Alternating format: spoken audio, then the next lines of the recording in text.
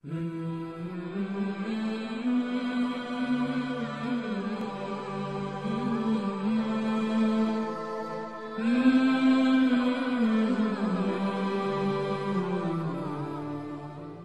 نے فرمایا افلا یتدبرون القرآن، قرآن میں غور و فکر کیوں نہیں کرتے؟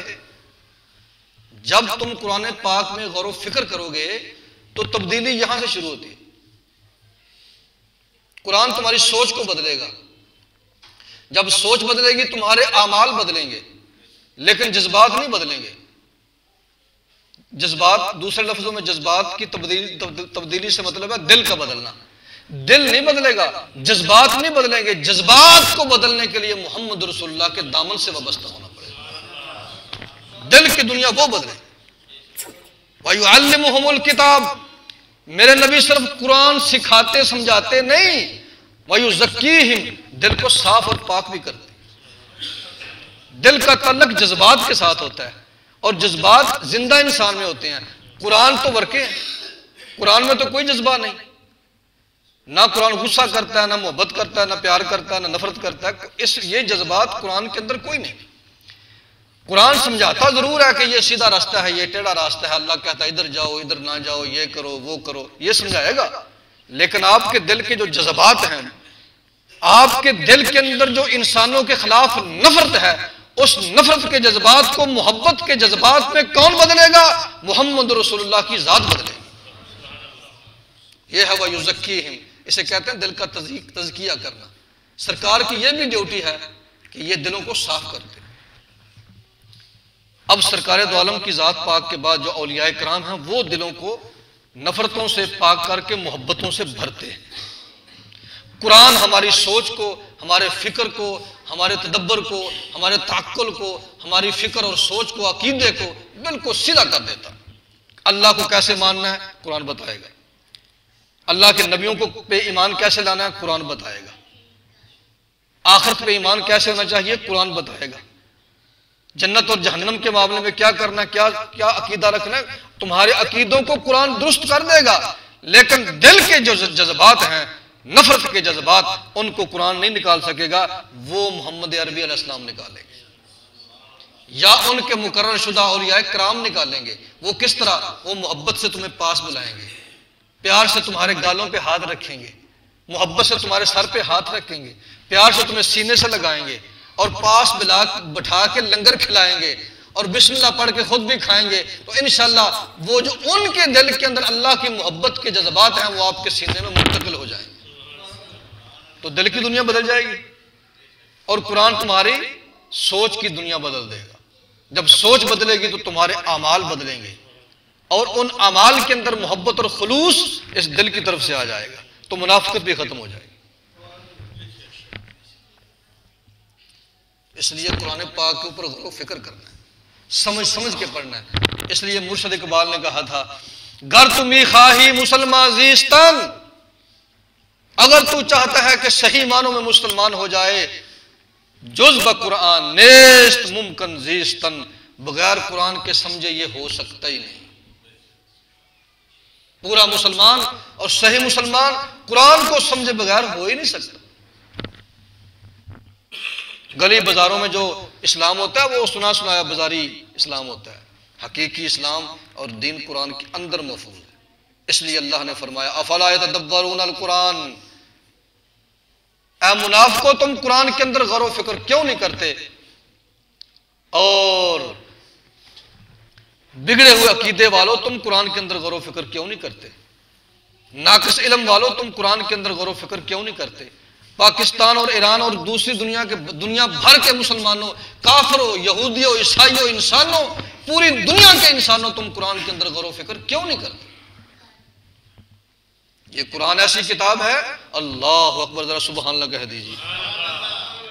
یورپ کے اندر لمبے چوڑے مبلغین بھیجنے کی کوئی ضرورت نہیں، اس قرآن کا ترجمہ کر کے جس ملک کی زبان ہو اس زبان میں بھیج دو، یہ قرآن انشاءاللہ خود دماغ بھی بدلے گا اور سوچ بھی بدل کے رکھ دے۔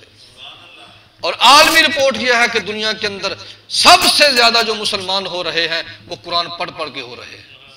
یہ میرے سرکار کا زندہ معجزہ ہے، سرکار کے ہاتھوں سے قرآن نکل گیا ہے، آپ کے ہاتھ میں قرآن نہیں، لیکن موسیٰ علیہ السلام کے ہاتھ سے سوٹا نکل جائے تو معجزہ ختم، لیکن میرے محبوب نبی اکرم صلی اللہ علیہ وسلم کے ہاتھوں سے قرآن نکل بھی جائے تو یہ اسی طرح کام کرتا ہے جس طرح آقا کے ہاتھوں میں کام کرتا تھا، اسی طرح کام کرتا ہے، قیامت تک کرتا رہے گا۔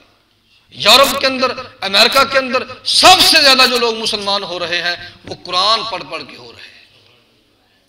اگر تم اسلام سمجھنا چاہتے ہو تو قرآن پڑھو، اگر تم مسلمان ہو تو پھر بھی قرآن پڑھو۔ اور یہاں بڑے افسوس کے ساتھ کہنا پڑتا ہے، میں نے ایک جگہ قرآن پاک کی فضیلت بیان کی تو ایک بندہ اٹھ کے کہنے لگا تم تو حضرت سلطان بہو کے مرید ہو، تو حضرت سلطان بہو نے تو فرمایا کہ جنہ شو الف دا پایا او پھول قرآن نہ پڑھ دے ہو، تو تسی قرآن کرن دے ہو۔ تو میں نے کہا پہلی بات تو یہ ہے میں نے تحقیق نہیں کی، لیکن میرا وجدان اور دل کہتا ہے کہ یہ شعر حضرت سلطان بہو کا ہو سکتا ہی نہیں، ایسا شعر سلطان بہو کہہ سکتے ہی نہیں، اللہ کا ولی ہو اور ایسا شعر کہے یہ ہو نہیں سکتا۔ اور عجیب بات یہ ہے کہ بعد میں جا کے میں نے تفتیش کی تو واقعی شعر بناوٹی نکلا، وہ ایویں کسی نال غول آ کے بنا لے ہے، سلطان صاحب کا شعر ہے ہی نہیں۔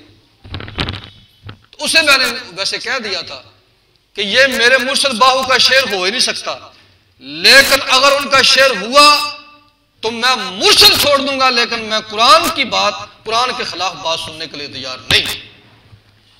میں قرآن کی خاطر پیر چھوڑ سکتا ہوں، مرشد چھوڑ سکتا ہوں، پوری دنیا چھوڑ سکتا ہوں، میں محمد عربی کے قدموں کے طفیل اور اس قرآن کی وجہ سے اور سرکار کی وجہ سے پوری دنیا چھوڑ سکتا ہوں، بڑے سے بڑے ولی اللہ سے منہ پھیر سکتا ہوں، لیکن قرآن اور مصطفیٰ سے منہ نہیں پھیر سکتا۔ ہم کو اندھے بہرے ہیں۔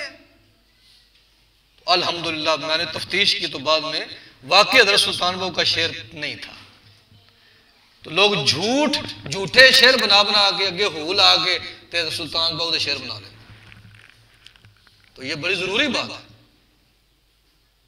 جنہ الف شو الف دا پایا، الف سے مراد اللہ، جس نے اللہ کی معرفت حاصل کر لی، جس کے دل میں اللہ کی محبت آ گئی، جس سے اللہ کی پہچان اور معرفت حاصل ہو گئی، وہ قرآن نہیں پڑھتا، نہ وہ تو قرآن بند ہی نہیں کرتا۔ جو اللہ کا ولی ہو جائے اسے اللہ کے قرآن سے محبت ہو جاتی ہے، جس سے اللہ سے محبت ہوتی ہے اسے اللہ کے کلام سے محبت۔ اچھا دسو تسی اگر میرے نام پیار کر دے ہو، ویسے کر دے بھی آؤ نہیں، تو سارے میرے نام پیار کر دے ہو تو میری گلاں تو آوازار ہو سکتا ہے۔ جڑا محبوب ہوتا ہے وہ گل سننے بندہ ترس جاتا ہے،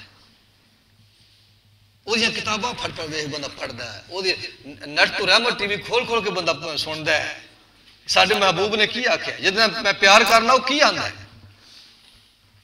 اللہ دا ولی ہوئے، انہوں اللہ دی محبت ہوئے، اللہ دی پہچان ہوئے، اللہ دی معرفت ہوئے، تو اللہ دے قرآن نو پھول کے نہیں پڑھتا ہو، یہ نہیں ہو سکتا۔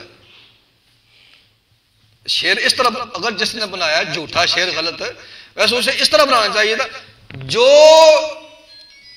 اللہ کی محبت حاصل کر لے اور جسے اللہ کی معرفت ہو جائے وہ سینے سے قرآن اتارتا ہی نہیں، یہ اصل بات ہے۔ اللہ اکبر۔